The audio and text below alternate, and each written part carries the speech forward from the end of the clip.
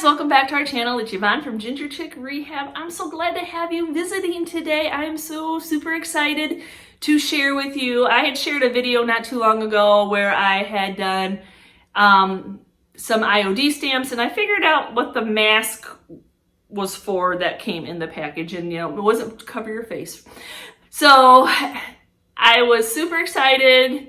I shared the idea that I thought, well, maybe I can make the masks for my IOD stamps. For my animal stamps is really what I wanted to. The ones I bought did not come with masks. So, yep, I was able to create those. And now I'm going to share with you, I got inspired from Birds Gotta Fly Vintage when I went down to that trip. If you've not seen that video, I'll link it below. But they had animals on cute little jute baskets, hand baskets. So ever since then, when I'm out thrifting, I'm looking for items that I can do that. It's just a simple drop cloth, a simple stamp, and of course, Ginger Chick style, I gotta put a little bit of grain sack on it. So that's where those masks came in. So that's what today's video is all about. I'm just repurposing some stuff, some handbags, some jute containers, some of the items I actually had in my booth. And they didn't really sell plain, so sometimes you just want to change them up and see if they will then sell. Sometimes, yeah, you never know. So give it a second try, I guess. So stay tuned and see how I did this process. Sweet as this grouping is all by itself, just neutral, just soft, subtle jute and some striping, nothing too bold, but I guess it just sits there in the background because I had a few of these pieces already in my booth and they just sat there. So I thought these are still good pieces. I wasn't going to sell them in the garage sale, so I was going to give them my spin. So ever since I visited Birds Gotta Fly Vintage, I've been looking for bags similar to this, though theirs was all jute, but when I saw this one, I knew that I could put a little something on the front of this and make it pop just a little bit more, even though I think it is nice the way it is.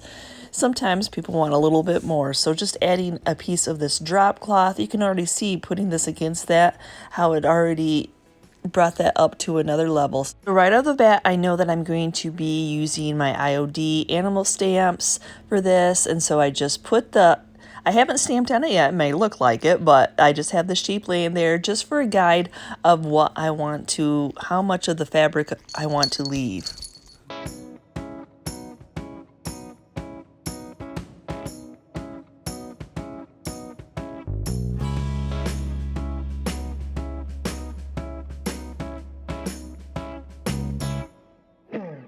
I'm going to be putting my stamp on my flexible mount so I have something to grab onto, and then getting this inked up with some stays on ink. Making sure that it's nice and inked up and I didn't forget any of those areas because, well, I guess it's not a one time because I can cut another piece of fabric. It's not like I have it already glued to the bag, so I'm just trying to eyeball center on there. It's going to be that perfectly imperfect. If it's slightly off, I'm not terribly worried. Like, this is supposed to look vintage, but I think with this flexible mount, it really helps you be able to eyeball center because you can count the little squares. So I just used my Cricut scraper to make sure that I had it, all that ink is getting transferred onto that fabric. So now to glue it to the bag, I'm not going to be sewing it. I'm going to be using, I call it a hem tape. It's a two-sided hem tape. You just put it on. There's no ironing required. And I will share with you, my kids all played sports, and going through all the sports, all those vinyl letters always fell off, the uniforms, and this was my go-to tape. I even washed and got dried, and so I know that this tape sticks on. So all I'm doing is cutting it to every single one of the four sides all the way to the edges. Now I'm going to get it as close to the edges as I can because we know that drop cloth fabric likes to fray, and I want it to fray a little bit, but I know that this tape will keep it in place. And I can control that a little bit more using this tape. I don't need any of that non-fraying spray with this. With the assistance of my scraping tool again, just to make sure that that tape is good and on there. It's always that, getting it started kind of thing, just finding one little corner to be able to pull this first thing. You don't want to lay all four yet. I don't mind if the third and fourth piece overlap. I just want to make sure the tape is on all the sides.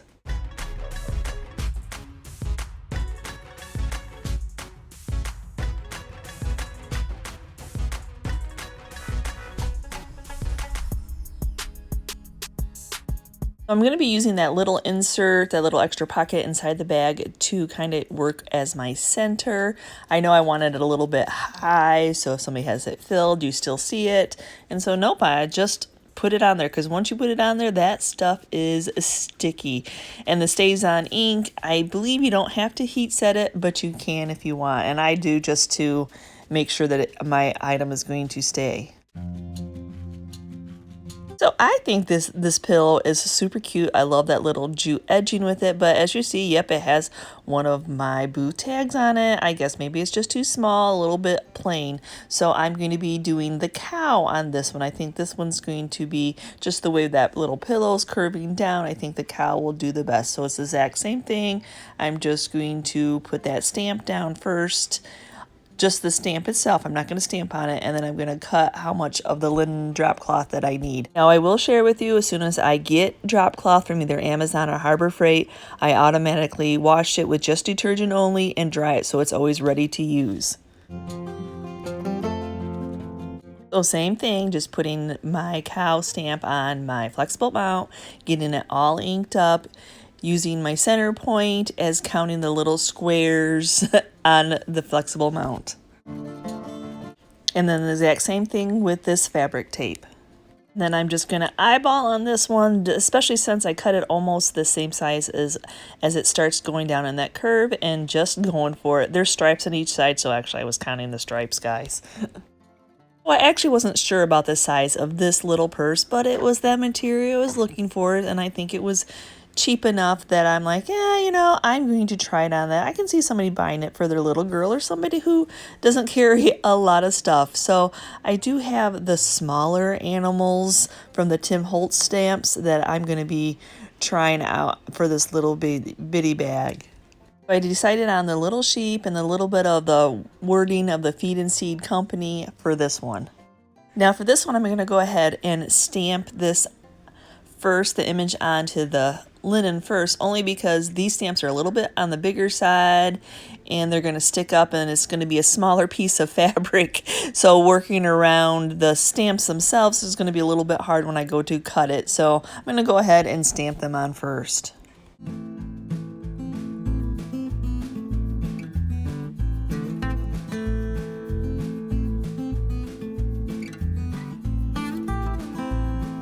So now that I've got that all taped up, I already have this piece taped up, I'm just going to use the handles as my center point, just visually put it on there. And then I know that this is not very flat whatsoever, but I trust this hem tape completely. So I'm just going to get it eyeballed, center on as best as I can, and then I'm really going to make sure that in all that area, the bumpy area, that I'm pushing that tape down. So now my next one is this little bit heavier of a bag. I love that little red inside. I know that's not the ginger chick color, but that's okay. And I think, oh, it's a little old navy bag. And this was probably my most expensive one at the $6.99 price. But that, you know, it's a nice sturdy bag. And then just like that other bag, I have to figure out, okay, which way is the front of the bag? For this bag, I want to go ahead and make it a little bit longer, not filling up the whole space, not making it square. I'm going to be using the chicken stamp from IOD. So I'm going to go ahead and measure my bag. I'm going to use, it has those nice lines of where the material is that I can kind of guesstimate how big I need it to be. Now after getting my length, I'm just going to go ahead and leave the sides as is. I'm just going to make sure that they are straight. So the same thing here, I'm just going to use that flexible stamping mount using the squares as my guides of where to center down this little chicken.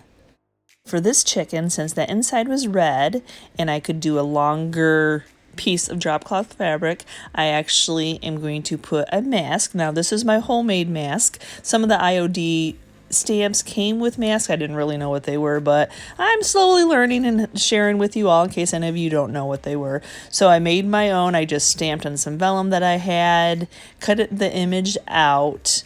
That way it's covering up the stamp, and then I can do the grain sack striping, which is my next step, over this chicken. So what I'm doing here is I'm just taking some 1/2-inch tape and making a center piece, taking it down, and then I'm going to lay a piece of tape on both sides and then removing that center tape. and that way I can do the color all the way over this image and it looks like it's right behind the chicken.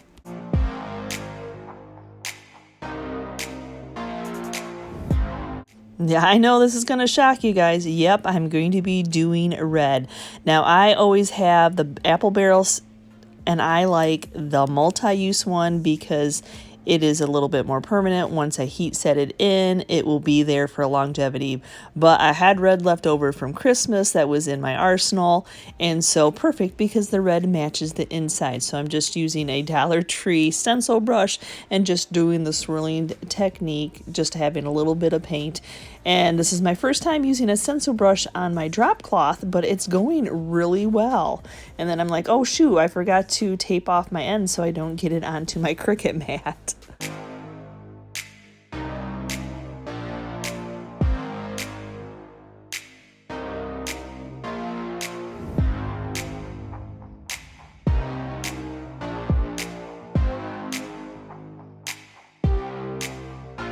I'm not one that ever removes my tape when it's wet. I'm always afraid I'm going to mess it up. So I always take my blow dryer in making sure that my paint is good and dry before removing that tape.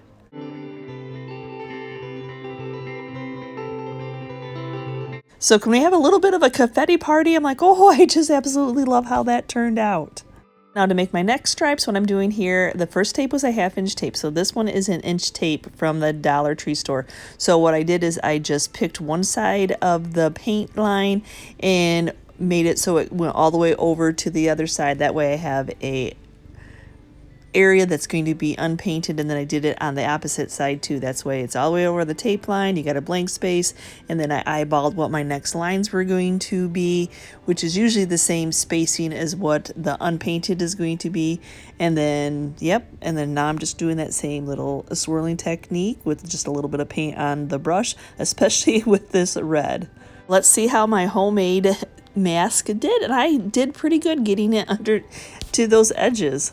So just as a visual, I'm just going to share with you, yes, I do heat set all of these in to make sure that everything is there for longevity. Once you heat, especially this multi-use apple barrel paint, definitely needs to be heat set in because it'll be hard and crusty until you heat set it in. It'll be soft and smooth. Now, after getting it all taped up, now I'm going to be laying it on the front of this bag. I'm very excited for this one because I wanted to do more of these grain sack stripings, but the other bags had stripe, the pillow had stripe. It just, you kind of have to work, and I didn't make masks for my Tim Holtz stamps, but I guess that I can.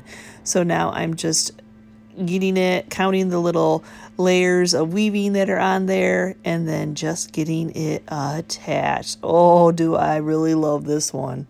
And here's again where I will share with you, I wanted some of those edges to be frayed, and that tape would not give me that fraying that I was looking for. So I'm going in with my scissors. Probably a seam ripper would have been a little bit better because it would have really got in there.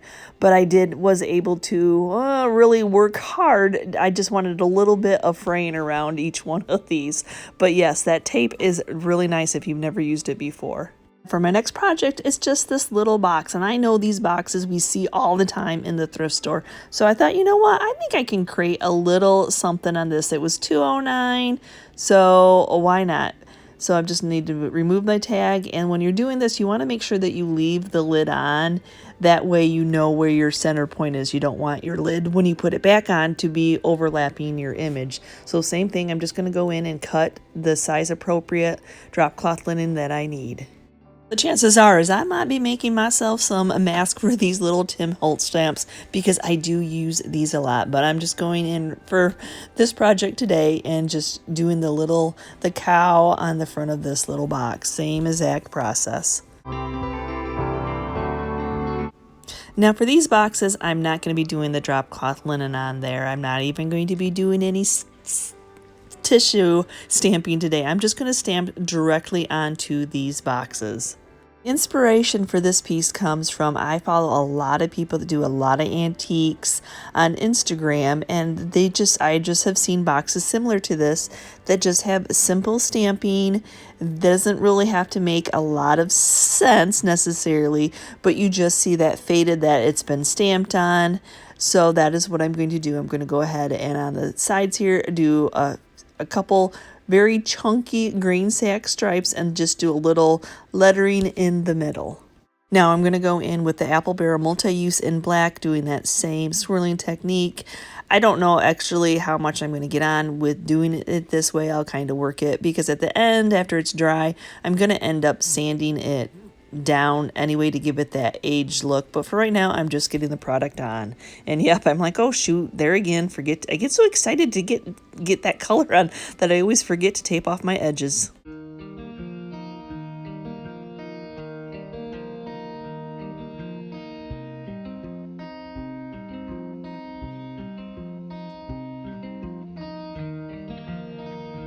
I went into my hoard and I got my biggest stamp set of lettering that I had. So anyway, so I'm getting this all inked up also, but I'll share the process with that. I probably should have just cricketed some out and made my own stencil.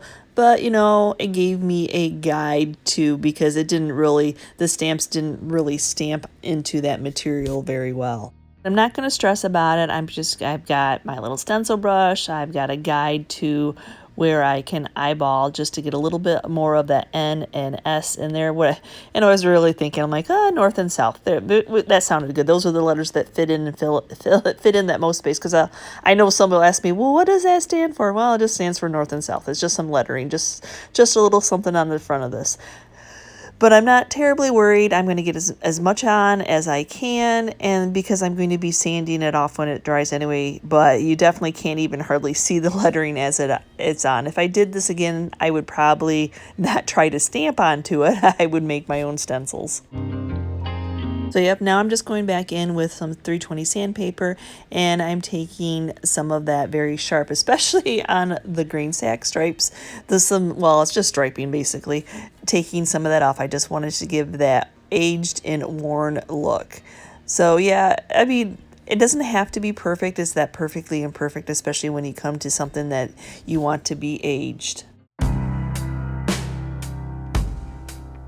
So these are another thing that I've used in my hoards, these big chunky letters, and this is the first time ever using them. I'm like, you know what, I wonder if they will work a little bit better on this box. I'm not worried about getting into that other space where you can see the striping on this box. I did tape my lid on so it's not falling off.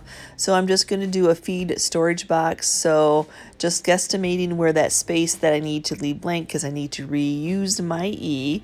And so we'll see how the stamping on this box with these big chunky letters. I do like these big chunky letters, so I want to make them achieve on at least something. So to find center, I'm just counting my little squares on the side to make sure that I'm even on both sides before I commit on laying these stamps down, and then using my scraper to help transfer the ink onto the box.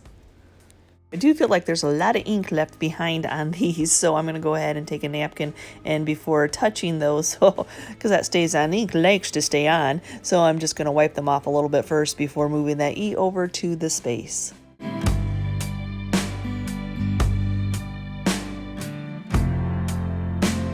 It's funny, this thrifted stamp set is one of my go-to stamp sets. I love the size of this letter, so I'm just going to put storage in the middle underneath this feed, just a little bit smaller letters. That way, feed storage, it could be used. You could use it for your pets inside.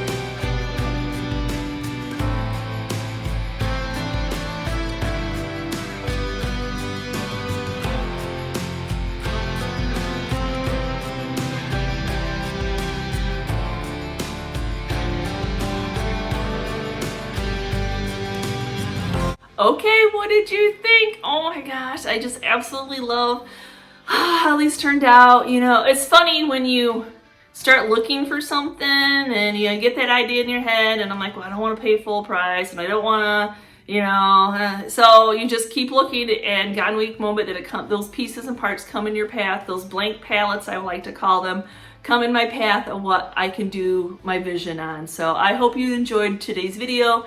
Give me a quick comment if you think this is something that you would try, that you have some pieces like this or kind of just plain laying around that are so pretty out there, but people seem to want a little bit more on. They want some wording. They want the animal stamps. Just always are a good seller. People like those animal stamps, so I couldn't help myself when I saw that inspiration from Birds Goddess Fly Vintage to give it a try, giving my own little ginger chick spin on it. So thanks for watching, guys, and I'll see you next time, and hopefully I will bring you something new. You never know. I am really enjoying my retirement, so I love creating this content for you, and I love, as I always say, I had lots in my mind while I was still working, but not enough time. And yeah, so I hope you enjoy all these little different aspects of what I am bringing you. So thanks for watching.